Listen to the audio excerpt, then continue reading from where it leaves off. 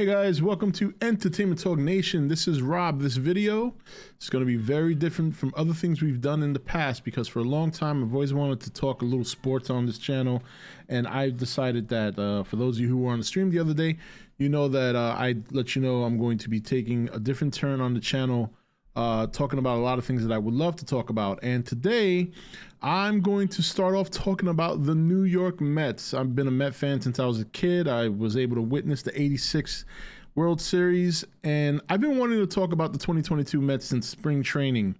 But I've had this series we just finished on my radar since the beginning because the Mets, for the most part, have had a pretty soft schedule in the beginning. They played the Washington Nationals a lot. They played the Phillies a lot and beat up on them. The biggest challenges they've had before the Dodgers, probably the Giants, and they handled the Giants pretty well. And at the time they played the Giants were like right behind the Dodgers. Now they're struggling a little bit. I knew the Dodgers were the big test because let's face it, the Mets make the playoffs. I think Milwaukee and probably the Dodgers will be their biggest challenge. Right now, it's hard to say where Atlanta's going to be. They're certainly not going to catch the Mets at this pace if the Mets keep playing this well and Atlanta keeps struggling. I don't expect Atlanta to struggle. I expect them to start picking up pace eventually. But I want to talk about this series because this was the big series, and we'll be doing a lot of Mets discussion going forward. We'll talk about every series and game from this point forward, especially as we get closer to the trade deadline. So yes, the big test the Dodgers, they split the 4-game series is what you were hoping for, but it didn't look good in the beginning. I mean, the first 18 innings, they scored 1 run, and I got to be honest, after those first 2 games, I was getting a little bit nervous because they were pretty much their back against the wall. But then the next game, they won 9-4, had a big offensive burst, and then usual clutch performance that they've been pretty consistent with in the 4th game to escape. So now they go on to play San Diego, which will be another challenge as well, but they're not going to be facing Musgrove, so that's a good thing. You hope for 2 out of 3, but these West Coast trips traditionally for the Mets have always been a struggle, always. I remember as a kid,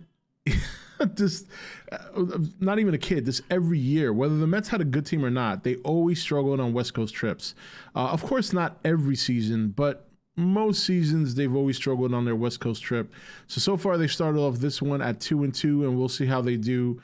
They got the Padres for the next 3 games, and then they got the Anaheim Angels over the weekend, who are struggling, but still, it's a West Coast trip. But for the most part, I've been very even keel on the Mets. I have that old man mentality where every time the Mets are good, you always sit back and you wait for things to go badly. And my biggest concern, obviously, lately has been how much they can keep winning with the pitching staff they have. And obviously, the pitching staff has stepped up and done a wonderful job in the absence of Scherzer and DeGrom. And, you just got to hope it stays that way until these pitchers come back. I mean, we're probably not going to get DeGrom till either shortly before or shortly after the All-Star break. And then even Scherzer, it's not going to be till sometime later. So it's good that you look to get those pitchers back, especially in the second half of the season. But more importantly, you want to make sure they stay healthy going into the playoffs when you make your playoff push. But for the most part, outside of that, I mean, Trevor Williams did a great job pitching. I was surprised how well he did against the Dodgers offense. Now, the interesting about the Dodgers, getting to see them for 4 straight games, obviously their pitching is their huge, huge strength. More so, I realize that than anything because the Mets are number 2 in offense overall. They have the number 1 on-base percentage. I think they're 2nd in scoring runs, number 1 in batting average. The team has a .264 batting average. So obviously what the Dodgers were able to do to them those first 2 games is just a testament to how good their pitching is. What I realized about the Dodgers is after their number 1, 2, and 3 hitters, they're rather weak in the lineup. They have Mookie Betts leading off, who's just phenomenal. Then they have Freeman sometimes hitting 2nd. And then after that, they have Trey Turner. And then beyond that, it's not that these hitters are bad. In fact, Will Turner, not Will Turner. I know he's the catcher for the Dodgers. me just make sure I got that name. I believe his first name's Will. I want to make sure I get his second name right. But it's not that the lineup is bad. Traditionally, their lineup is not bad. But this year, they seem to be struggling. Will Smith, there it is. I knew it. But this year, for some whatever reason, outside of Freddie Freeman and Mookie Betts, and obviously Trey Turner's just killing it this year, the lineup is, Cody Bellinger traditionally is a good hitter, but he's batting like, 220 this year? Something like that. And then you have, Justin Turner is getting a little bit old. That's probably why he's DHing so much. It's just a lineup that, to me, is not as scary as it should be. That's why I was surprised that the Met hitters the Met pitchers for the most part did well against them, with the exception of Bassett. Bassett's, I don't know, maybe he's just got a West Coast bugaboo because the Giants beat up on him as well.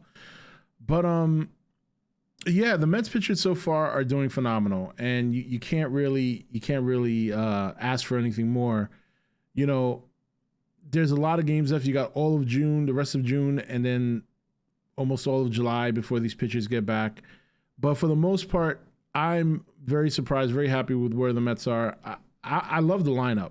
I love the fact that they're playing singles ball. I know there's a lot of people talking about, maybe they need another power bat. I got to be honest, I don't think their offense needs anything right now. I'm not going to lie. I think J.D. Davis is starting to pick up. He had a clutch double in that last game. They lead the league in hitting. They're second in runs scored. I mean, you can't ask for anything more. There's a saying going, if it ain't broke, don't fix it. You know what I mean? So it would be, and not to mention they're starting to hit the ball out of the park now anyway. I mean, for the last 10 games, their home run numbers are going up. So, you expect Lindor to hit 25 to 30, possibly home runs. You expect Eduardo Escobar to hit same thing, 25 to 30. Alonso's going to push for 40. I mean, you figure Canna to hit anywhere from 10 to 15. Marte will hit about 10 to 15. Even Nemo can scratch out 8 or 10. So I think there's enough power in the lineup. I think their only weakness in the lineup is the catching position. That's really it. And even Nito now is starting to hit. He's gotten his average up to about 245, almost 250. So I don't think the problem for the Mets in the lineup is that they need another power bat. I think they just need to keep an eye on that catcher's position in the lineup. That's really where the weakness is. But then again, you can argue it's that way for a lot of teams. So I think the Mets, you get to the trade deadline, you're talking about looking for more pitching. That's really what it comes down to. And most importantly, bullpen. The bullpen is probably the biggest weakness for the Mets right now from what I see. I never feel comfortable in a close game. And the only time I feel any hope is really the lineup coming through. They've come through in the clutch a lot this year, but that bullpen is hit or miss. Sometimes Seth Lugo looks like dominant, and then sometimes he comes out and he just gets shelled, So we'll see. We'll see. But I think the Dodgers series was a great series. Split was what I was hoping for. Taking 3 out of 4 from the Dodgers, I mean, that's tough, despite the fact that they got swept by the Pirates, and they were probably struggling a little bit going into that series. But the Mets really showed a lot of composure, being down 2-0 in a 4-game series and coming back to win the last two, especially considering that the last 2 games, they had pitchers on the mound that were not nearly as,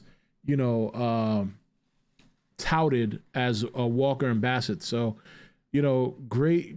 Just an overall great job. I'm looking forward to the San Diego series. And like I said, if you're new here, hit the subscribe button. If you're a Mets fan, I'll be here talking about every series, every game, and getting to hopefully interact with some of you guys. But I think right now the Mets are in good shape. I don't think there needs to be any change to the lineup. I like the fact that they had a lot of singles, doubles.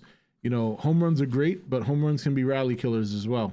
So, but it was a great series to watch. Every game against the Dodgers was a fun game to watch, and it was exciting down to the wire. And I look forward to when the Dodgers come to Citi Field and we have another series against them.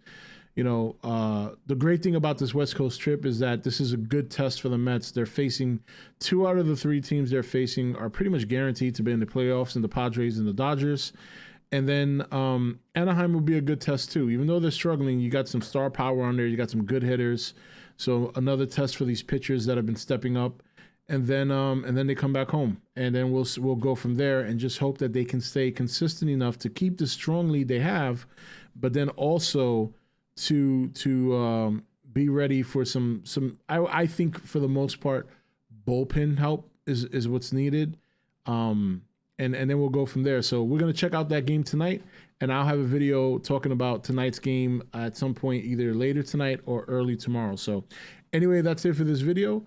Thanks for watching. And like I said, if you're new here, you're probably looking around saying, hey, there's no other sports or Mets videos up. This is the first one of many to come. So I hope you Mets fans stay tuned and check it out. And I hope to see you guys in the comment section. Anyway, that's it for this video. This is Rob signing off for E.T.N, where we don't do news. We just talk entertainment. Take it easy.